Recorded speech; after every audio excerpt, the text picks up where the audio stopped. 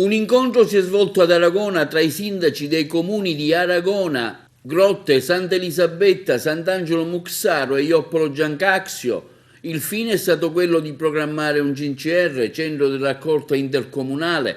per incrementare la raccolta differenziata, disincentivando l'abbandono abusivo dei rifiuti sui territori comunali grazie ai fondi del PNRR. Oggi vi è un incontro fra diversi sindaci della zona, in particolare Grotte, Santa Elisabetta, Aragona, Sant'Angelo Muxaro e Ioppolo per fare squadra, per fare rete e quindi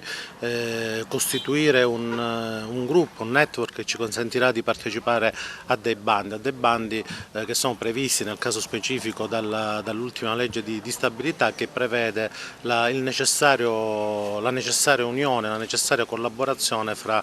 più comuni per arrivare a quei requisiti minimi che ci consentiranno appunto di richiedere dei finanziamenti particolari. Quindi l'incontro di oggi è finalizzato proprio a questo, a definire quello che è il perimetro del progetto che intendiamo presentare. È un'occasione unica e ripetibile quella che stiamo avendo in questi tempi. Sono diverse le risorse appunto che sono state messe a disposizione, ma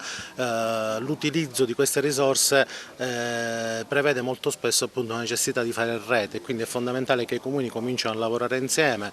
in maniera associata al fine appunto di trovare quell'economia anche in termini di progettazione che ci consentono appunto di utilizzare tutte queste risorse.